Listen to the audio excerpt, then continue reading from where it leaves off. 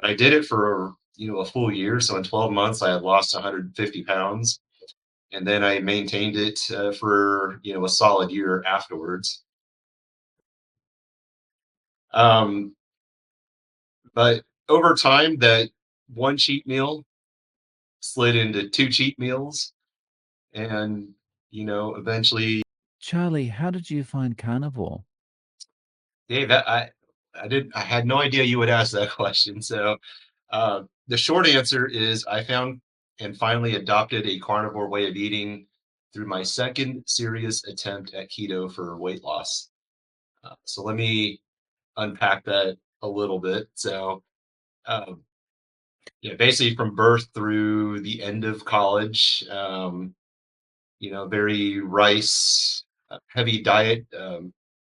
Being Filipino, and also we ate rice with just about everything, some vegetables, a little bit of meat, canola oil, because that was quote unquote the heart healthy oil at the time.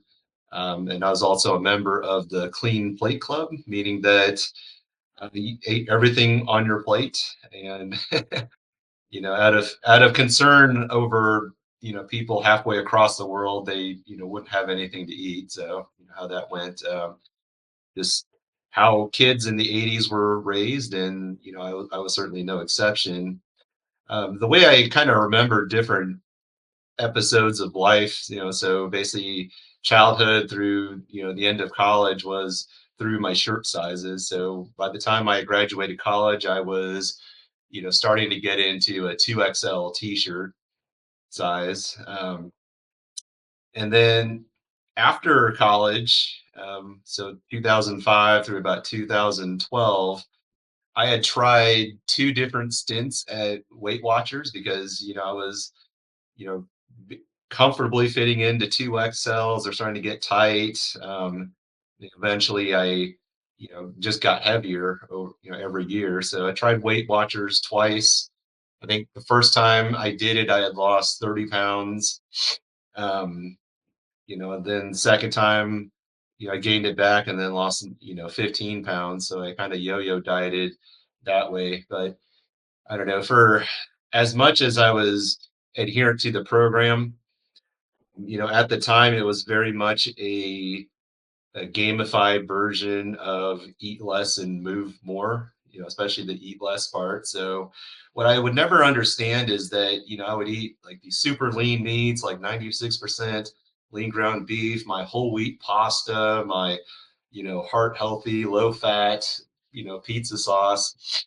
And I would feel good for about half an hour to an hour, and then all of a sudden my energy levels would just crash. So, then if I'm in the middle of dinner with friends, I'm trying not to fall asleep basically. So I would, chase it down with some dessert or some, diet soda afterwards just to get that energy levels back up. But, I was doing this throughout the day in and day out. I had, I just thought this was, weakness of will on my part. I don't know how to describe it. I didn't have language to describe it at the time. And then I stumbled across a paleo website called Mark's Daily Apple back in the day when he started explaining. So this is, probably like 2009, 2010, around that area. So, Mark Sisson's Daily Apple. Then I read his Primal Blueprint, and that finally gave me the language of around that time the concept of a blood sugar roller coaster. I was like, man, I was taking this ride every day. I had no idea that it was an optional ride.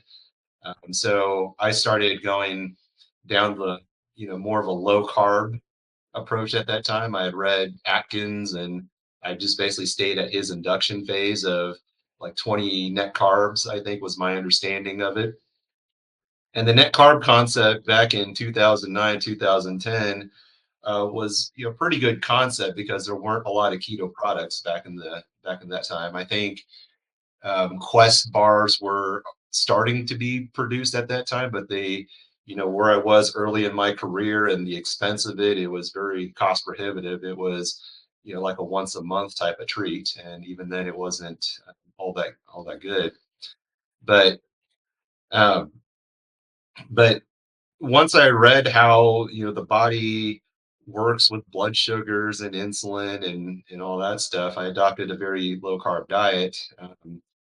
Just prior to that, I I was like, how could you fail at eating, eat less, move more, So, um, I felt like a failure prior to that point, and now I discovered that I was trying really hard to adhere to bad advice. And so once I had better advice, um, I went from 350 pounds into, 3X shirts that were tight fitting down all the way down to 200 pounds um, in small t-shirts, size 30 waist and all that stuff. So, I had a success story on Mark's Daily Apple back in 2012.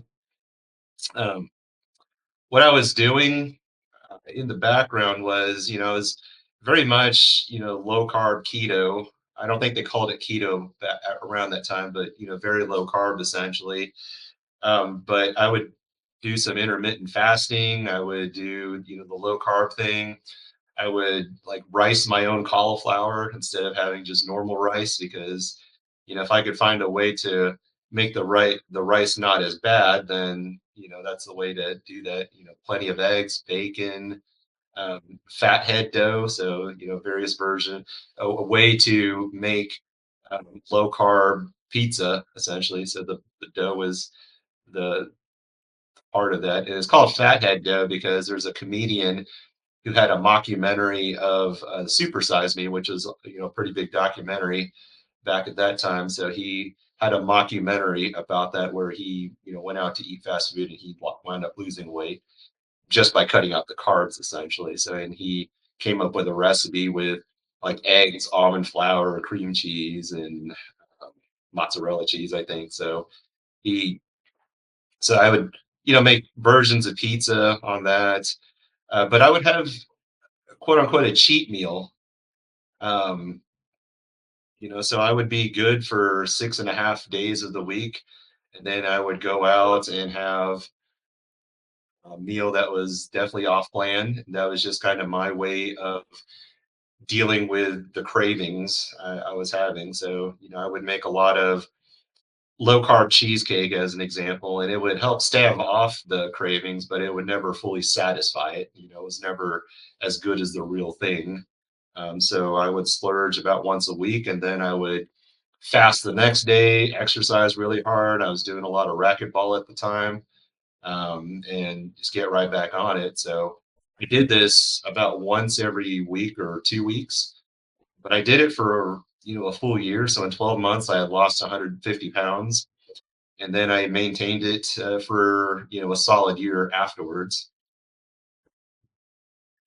Um, but over time, that one cheat meal slid into two cheat meals, and eventually, from about 2013 through about 2018, I had gained almost all of that weight back. Just a very slow, steady progression. I think the exercise probably helped slow it down a little bit. And then when COVID hit, obviously, it was kind of a downtime around then, and these hyper palatable foods that I was eating, I could eat more of it in secret, basically, because you could take it home, and I would eat it with the wife and stuff. So I had a lot of binging characteristics for that time. And then I had exceeded my previous weight. So the heaviest recorded weight was 410 pounds. So in the span of 2013 till about early 2022, so almost 9, 10 years, I had more than doubled my weight from, the first time at keto. I had lost weight. So I I'll just say that you don't double your weight like that by eating whole foods. It's a lot of eating out, a lot of hyper processed foods that were convenient, whether I was dining out or taking it home. I was getting to the point at 410 pounds, and for context, I'm 5'7". so not very tall. So at for 410 pounds, I was very round. At 410 pounds, I was in 5XL t-shirts. It was very hard to move around. I remember having bought a seatbelt extender and have had also to use it. Um, Out of concern that I didn't want to ask, the flight attendant in front of everybody, "Hey, ma'am, could I have a seatbelt extender so I could use it?" So I bought my own and actually had to use it on one or two flights. I was having trouble just putting on my own socks, let alone my own shoes. Um, at that weight, I was, just having a lot of trouble moving around. Um, I was getting to the point where I was starting to Google, if there's devices to help assist, wiping. So, that was culmination of those moments had accumulated and kind of converged into, rock bottom moments. Finally in May of 2022, I was, formally diagnosed with type 2 diabetes. A1C was, 6.8. My doctor was advising me to lose weight. Pretty much with the eat less, exercise more, but he was wanting to throw in some GLP-1 medicine in there too. So, and then not only the movement issues, but I also had low energy. So it took me like just to get up from the couch and let someone in the door. That took me quite a bit of energy. A lot of times I'd be huffing and sweating. Um, my daughter was really young at the time, so she was starting to be more mobile. So I would plan my days around what's the least amount of energy I could expend. So I wasn't really living and fully doing things that were important to me because they were physically hard for me to do. So and so I finally thought about things for a little bit after my doctor's appointment in May of 2022.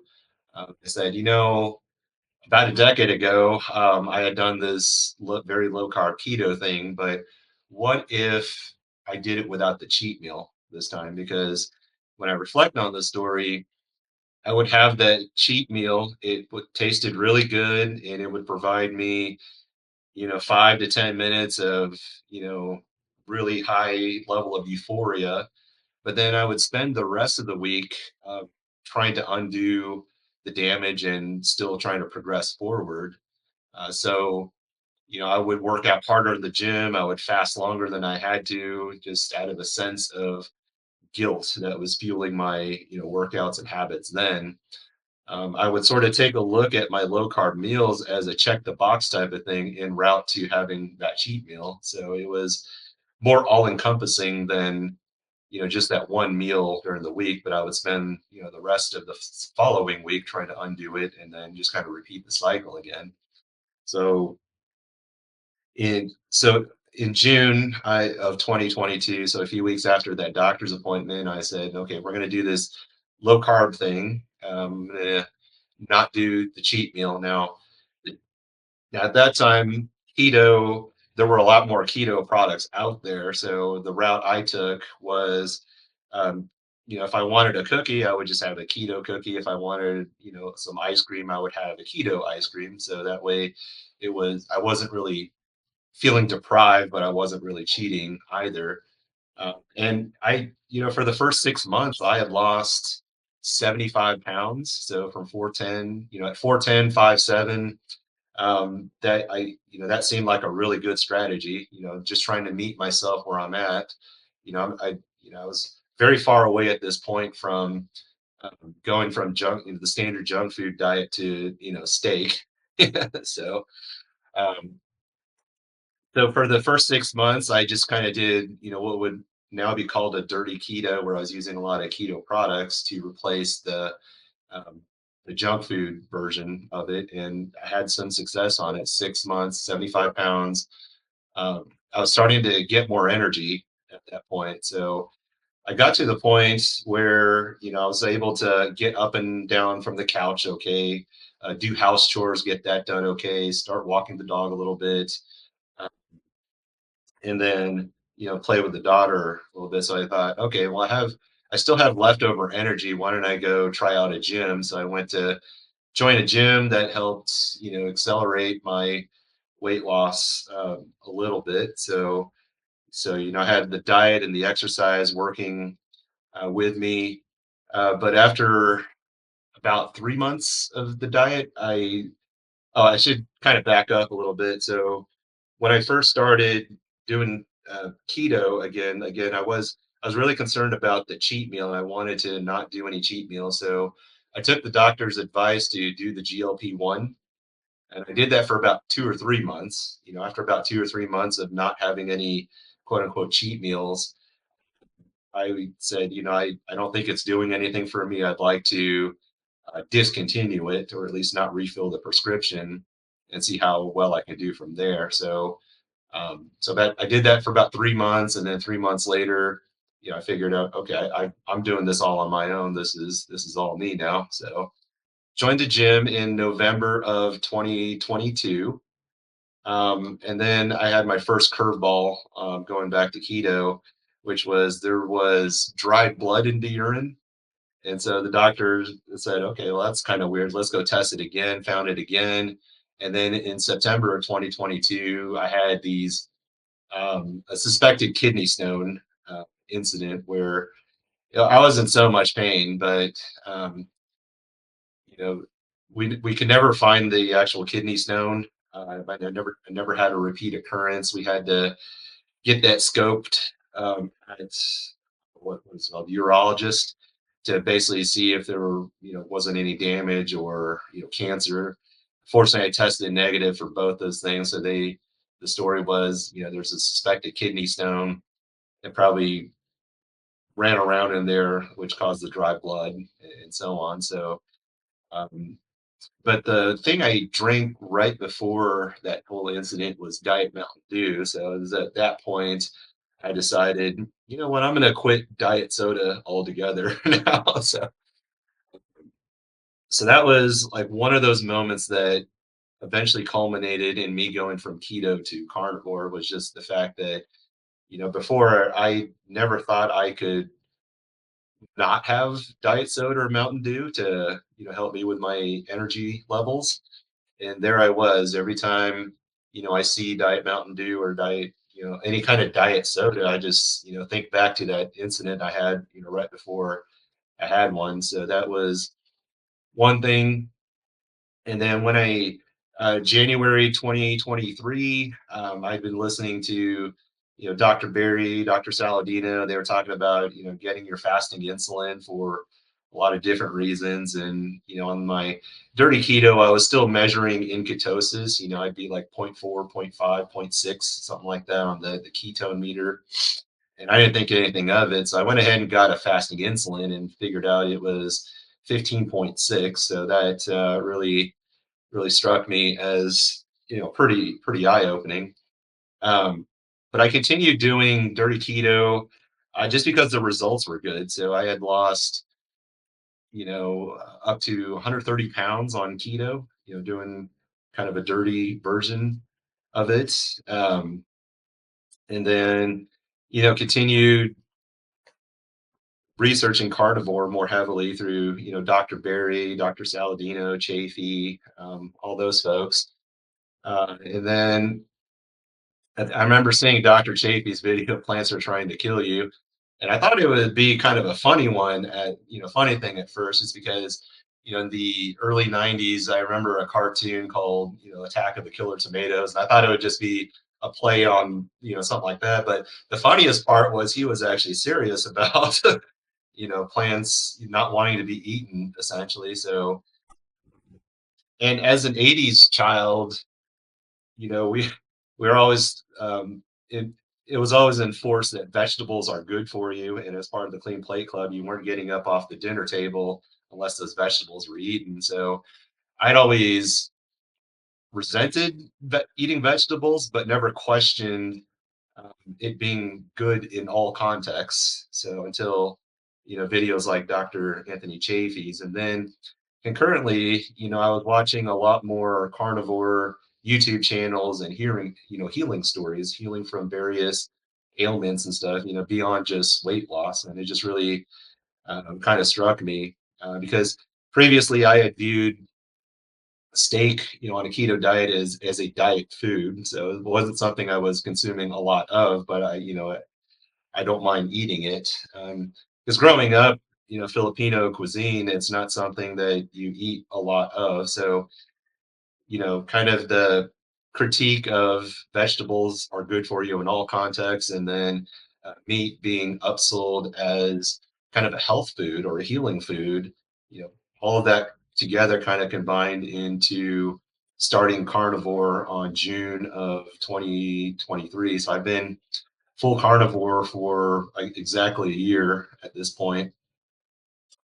But while on carnivore, the early on, like I said, my body wasn't really used to eating a lot of meat. So once I started eating a lot of meat, um, it took my body quite a while to adapt to that. I just wasn't used to digesting that much. So it probably took me a good 4 or 5 weeks before, I had normal bowel movements. But then I knew, okay, I'm in the clear. But because of all these carnivore videos, I had heard that, okay, that's to be expected, for this reason. Looking back in retrospect, maybe I should have transitioned a little bit slower instead of going, full bore. I thought I was eating a lot of meat on keto until I went carnivore. Then it really struck me that, yeah, I was not used to eating meat at that time. So um, I started cutting out a lot of the flavored electrolytes that I was consuming, and now it's basically you know 2 3 scoops of unflavored electrolytes every day, and I find that I feel better with it than without it. At first, I used to have to take a lot of it, but now I've kind of tapered it down just to a little bit. So that's good.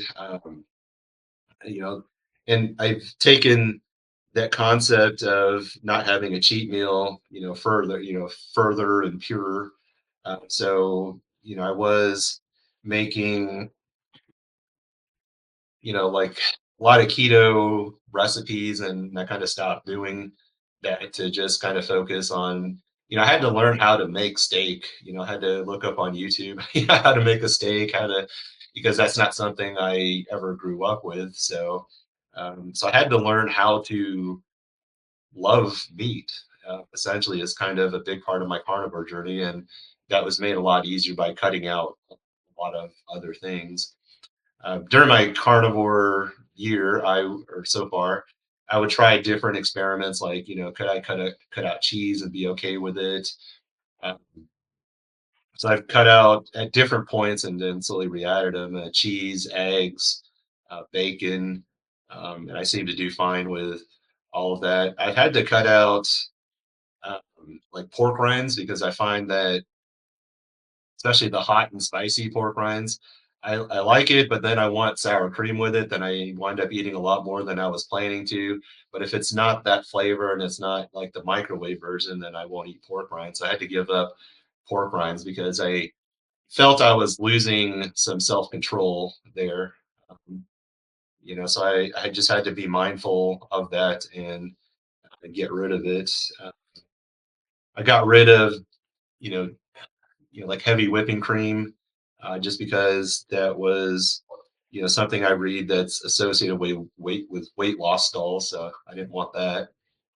Um, so eventually, on carnivore, my A1C got down, into the normal range. So I was no longer a type 2 diabetic after switching to after 3 4 months on carnivore, essentially. Got off all my diabetes medications. So I was taking metformin twice a day, and I got off of 2 blood pressure medications, so my blood pressure had normalized. So right now I'm sitting at 175 pounds lost while gaining 9 pounds of muscle. So a lot of transformation there. Um, the off all medications, um, and down to medium-sized t-shirt now. So, and this has been the easiest time maintaining that I've ever had, and this is including those, that first time at keto. A lot of times when people look at how transformed you are, especially if they know you in real life, there's always assumption that it's a lot of hard work or a lot of willpower and stuff, and to some extent that's true. But the first time I was doing keto, the hardest part was trying to get back on the wagon after a cheat meal, right? So the longer I've not done a cheat meal, and that concept has evolved, the easier it's gotten. So um, going to the gym is a lot different now, because instead of being fueled by guilt at having a bad meal the day before or the week before, it's because I have a lot more energy. I'm not sure what else to do with all that extra energy, so I figured might as well, go to the gym now that I've got all my house chores done. So, but then beyond just the physique aspect, I've been able just having energy and that mental clarity every day just allows you to do so many more things.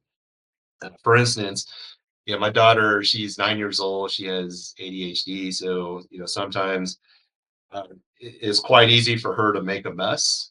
And before, when that would happen, and I didn't have energy or the mental calmness to deal with it, I would get frustrated, let's say, and it would not be a good dialogue with myself and my daughter. But now I can say that, hey, can you pick up like 10 things, and I'll help you pick up the rest. And it's a lot better dialogue that way, and I have energy to move around and stuff. So things get done around the house. Things in general get done pretty well. Um, in terms of like lab numbers and stuff, they've done pretty well. So my LDL, ironically, the best LDL score I've had, I guess, based on the standard reference range, was 111, and that was when I was 410 pounds. So my LDL averages now around 200, 250. But I was also curious about testosterone. So when I got my first testosterone check, it was very early on carnivore. It was like 783 on a 900-point scale, let's say, and it's been around 8 or 900 ever since. So I attribute that to maybe that's where a lot of my energy, my drive to get things done comes from, is that increased testosterone that I have. HCRP went down from, let's see, about four from January 23, and now it's down to like 0.25, zero point 0.3, something like that. Insulin went from 15.6, and it's now down to 2.5, which is at the lower end of that range. So that was, to me, that's really important, because insulin's not something you can test directly at home.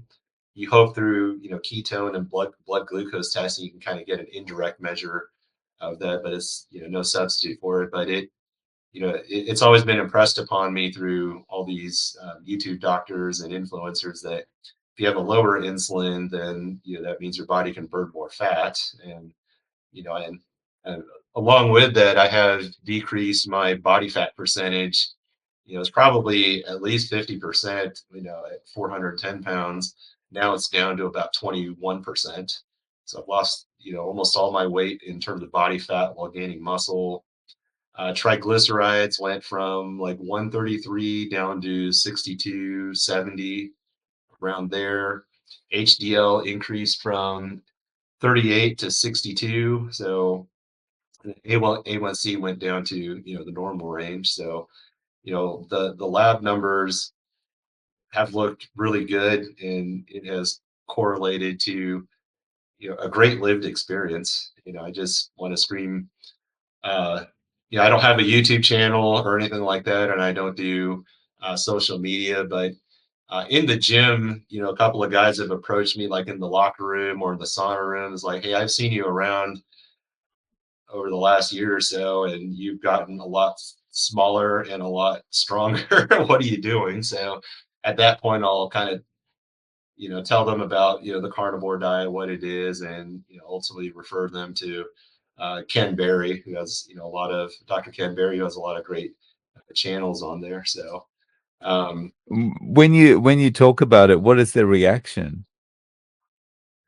their reaction is either, well, let me check that out, or most of the time it's like, oh, I could never give up pasta, or I could never give up vegetables, or something like that. So that's kind of an interesting thing. Yeah, so that's usually the reaction, because I'm sure they want to hear something like, I camped out in the gym and I was working out a ton, but I really don't. I mean, I put in a good half hour, then I spend 15-20 minutes in the sauna, just because it's a nice quiet place to collect myself. So um, but yeah, even outside the gym, coworkers who haven't seen me in a while, that probably saw closer to the 410-pound version of me, um, have to do a double take. They're like, "Is that you? You look great." I think I was at a conference the other week where we're all on a plane together. He passes by, and he commented to one of my other colleagues. He's like, "Is that Charlie? He looks jacked." So oh, and then just in terms of other non-scale victories, when I got on the plane and buckled my seatbelt, I found that I had at least this much extra, after buckling in. So, recall before, I used to have a seatbelt extender, because I would, take up all the slack and then some. So that was a good feeling, just knowing that, no matter where I'm sitting on the plane, I'm going to be able to fit just fine. So now I will say, one downside of Carnivore is that I have lost a lot of padding back there, so it makes it really hard for me to sit still for long flights. So I was, every hour or so, I'm just constantly kind of moving around, trying to stand up a little bit, just to get some feeling back there. So, um, but yeah, now I can put on my own shoes and socks just fine without getting winded. I can play with my daughter on anything, because a lot of having low energy and being big was, I would kind of limit her options as well, in terms of how to play and stuff. Now I am playing with her on the playground. I'm able to get up and down the slide just as well as she can, to meet her where she's at. I'm just a better husband. So I'm able to just do a lot more things for my wife, get stuff done around the house.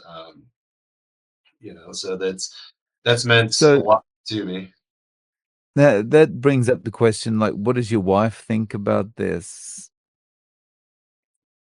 I mean, she thinks she used to do, when I was doing the first stint at keto, she did that with me. So she kind of understands conceptually, at least, why carnivore is possible, but she doesn't partake of it herself. She does like the GLP-1 thing, and kind of does the calorie counting thing. So I try my best to support her, and to her credit, she's lost over 100 pounds herself within a fairly short time. I think for her, it makes the decision process, a little bit easier when she's deciding on what foods to eat. But I think when she introduces me to her coworkers and stuff, it's almost like I'm a circus act. Meet the amazing man who only eats meats and eggs and lives to tell about it. So, but she's always been very supportive of me. At my heaviest, at my lightest, and everything in between. So I try my best to just kind of help her out with her journey. Obviously, if she's interested in doing, keto or carnivore, I'm there. But I found that you can't really force that on people. You know, both with my daughter and my wife, you can't really force it, but you can kind of model the behavior day in and day out, because my daughter will every once in a while ask me a question. She'll be eating a piece of candy, and she'll give me a piece of candy, and she's like, "Hey, you can have candy on carnivore, right?" I was like, "No, not really, but I appreciate you trying to share with me and stuff." Or she'll ask, she'll ask some really good questions like, Daddy, I've never seen you drink milk before, but is milk okay on carnivore? I'm like, well, if you were to try it, it would be okay because you're still growing, but I'm an adult and I'm really not trying to grow anymore. So and I'll explain it that way. Or I think she'll I think my daughter understands that what I'm doing would be considered by most people pretty restrictive, right? She's like, why do you only eat meat? Well, I eat meat because that's ultimately what's allowed me to lose weight and heal, so I can be there mentally and physically for you. And this was against the backdrop of my wife taking care of her dad in the hospital who was having heart and hip issues and stuff. So I just said, um, when I get old, I don't want it to be a chronic decline and stuff. I want it to be constantly improving as I get older. So you know, I'm I'm I'm there for you in whatever capacity you need it, both mentally and physically. So, um, my mom, um, she's had type 2 diabetes all of her life. And, now she's been in, 14 years of kidney dialysis. So, I know where the type 2 diabetes can lead to, and that's not a road I want to take. So, whenever I'm people always ask me, it's like, aren't you ever tempted by different foods and stuff? And for the most part, I'm really not. So I'm surrounded by things I wouldn't eat, just at work or at home or out with friends and stuff, because I can always kind of imagine in my former self, like what I would have ordered, how I felt afterwards. When I struggled to put on my own socks, when I, struggled just to get up off the floor and stuff. And I can kind of see that as I'm presented with those options.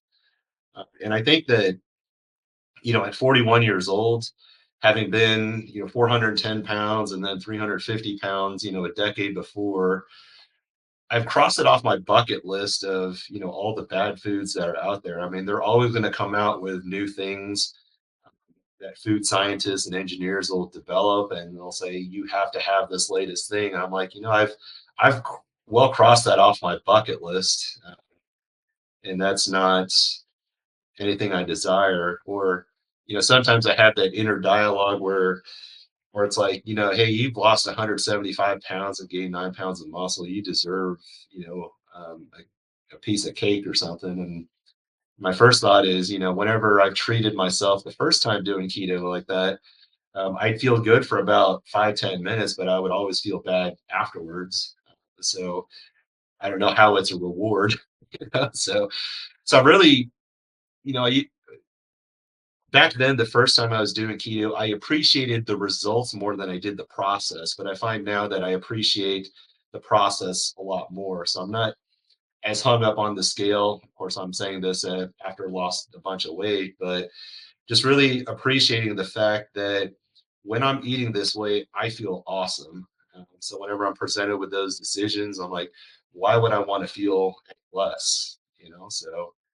Um, so I've just really learned to appreciate the things I'm able to do, the focus I'm able to have, the energy, the drive I'm able to engage with life and those important around me. So That's I think that's an important way of looking at it. Like I think for myself as well, the reason I've had so much success this time is because I think I'm more process focused than results focused now.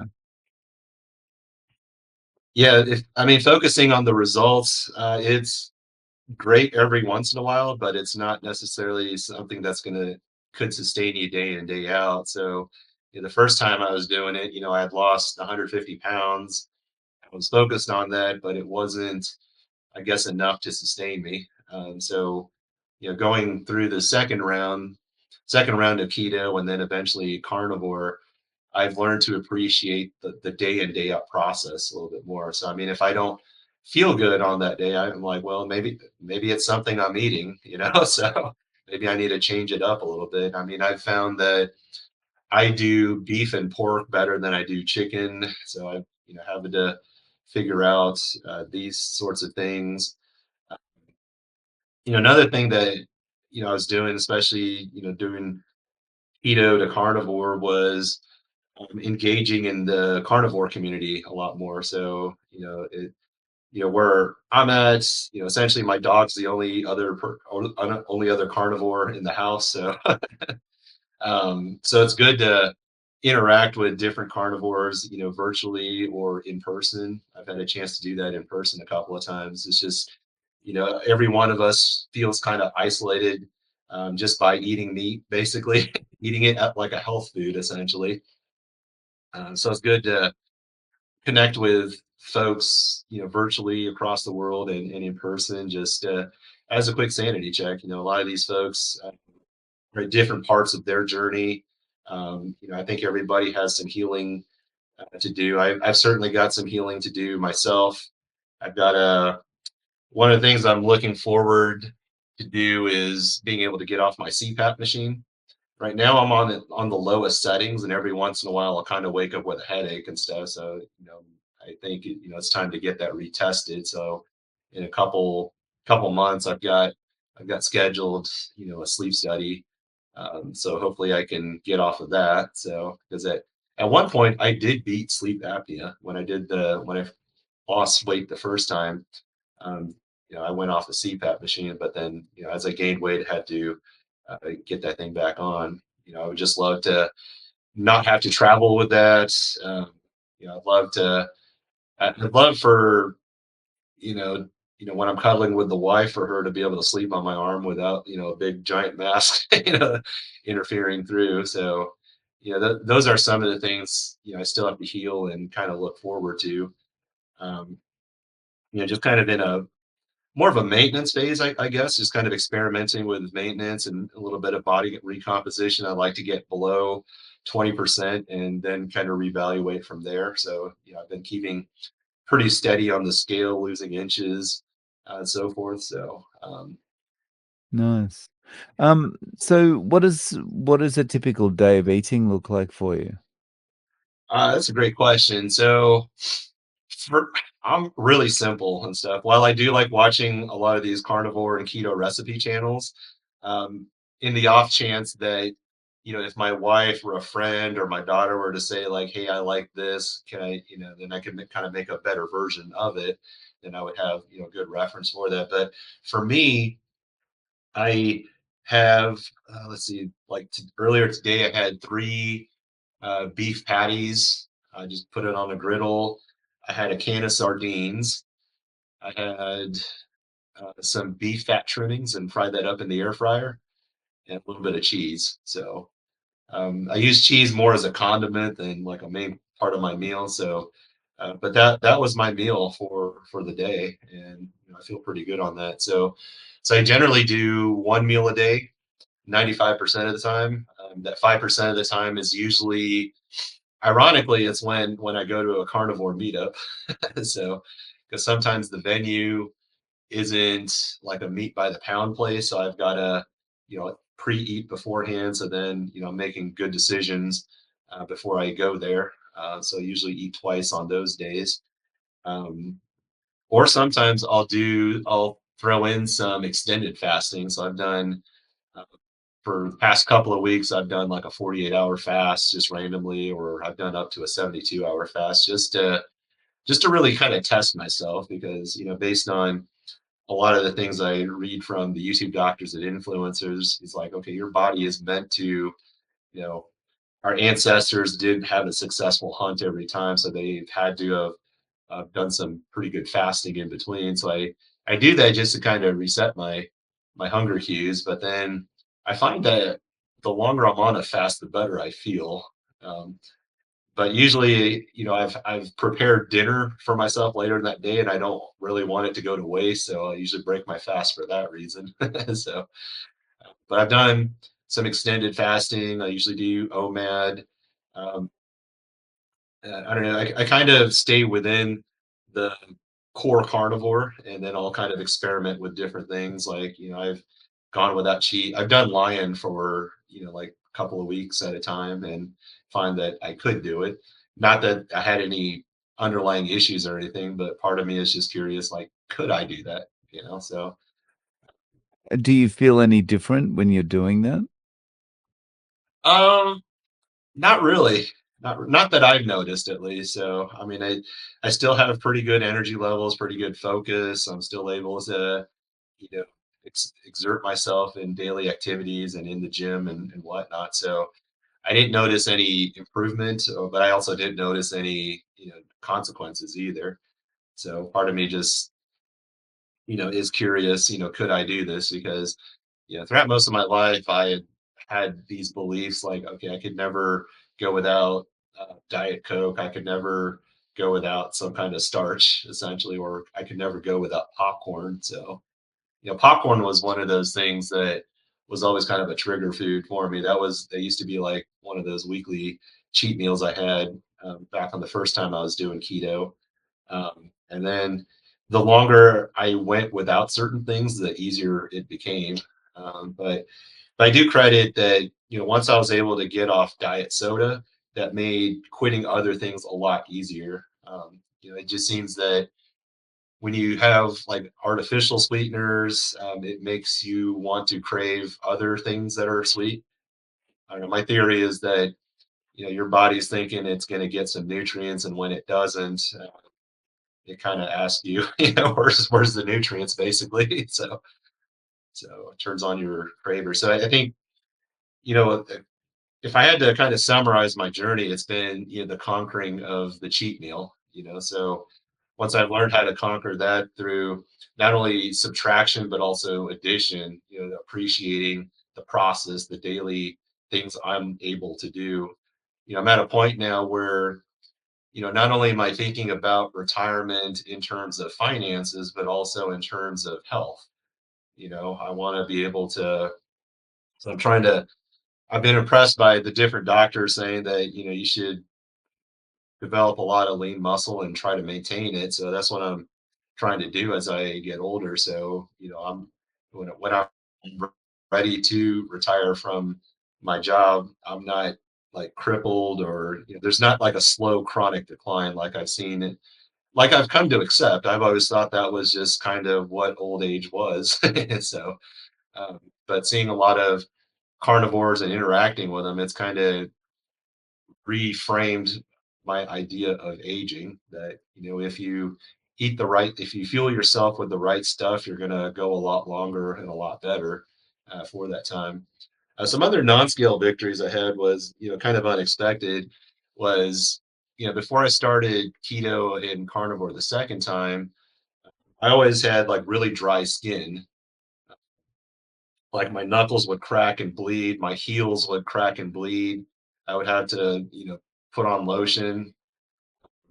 And so when I started purposely increasing my fats and eating the meats and stuff, I found that over time I have not needed to lotion. I've my skin's been pretty good. My wife sometimes gets jealous because she does all the reading on different cosmetics and things to put on your skin and stuff. And here I am, I'm just eating animal fat. Over time, my skin has gotten and stayed better. My wife thinks I've kind of reverse aged a little bit. So Nice.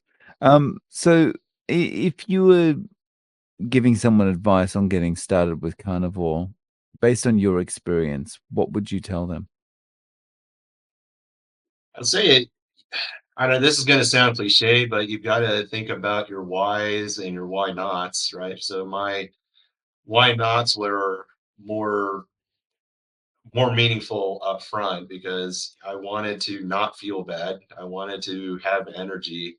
I wanted to be able to move around, all those basic things associated with being independent that I was taking for granted. So, it was like I was stuck in a snowy driveway, so my why not was helping me rock back and forth so I can think about getting out. And then as I progressed through my journey, the why became a lot more clear, where I'm like, I'm doing the reason why you get healthy is so you can live life and interact with those that you care about and live in accordance with your values. So in this case, I wanted to be there for my daughter, not just physically but mentally, but be an active part of her life, be an active part of my wife's life, or my friend's life and stuff like that, to give the best version of myself to not only myself but also other people. So that would be my advice. And then um, usually I refer people to Dr. Watch Dr. Barry, just because I think he's a good explainer of things. So is what I find. So actually ran into somebody whom I referred to just to Dr. Barry. I wasn't sure if I would make any impact or not, since I only talked to him like a month ago in the gym. But I ran into him in the sauna the other day, and he was telling me that he's been binge watching Dr. Barry. So I think he's gonna get a little bit closer to there, before cutting loose. So that'll be good. Uh, I feel like I've also maybe have influenced my doctor a little bit. So the last doctor visit I had, I gave him my copy of Woman's World with Dr. Anthony Chafee on there. So I said, well, this is what I've been doing. So, because you only have 15, 20 minutes with your doctor. So I gave him that magazine article, and then also referenced him to Dr. Barry too. So I've been getting a lot of ideas that I've incorporated. So So Charlie, do you have, any way of people reaching out to you? Do you have social media, anything like that? Dave, I don't do social media. I don't do a YouTube channel. I'm thinking about doing a YouTube channel at some point, but I have a handle on YouTube in the comments where you can kind of find me there at Darth Carnivore. The reason I chose that handle is, by the time you've gone full into carnivore, you've probably broken a lot of conventional advice when it comes to, good nutrition. So so by that time, you're already, all the way to the dark side. So that's my handle. If folks see me around there, say hi. Sure. So, thank you so much for coming on today, Charlie, and sharing your story. I really appreciate your time. Thank you.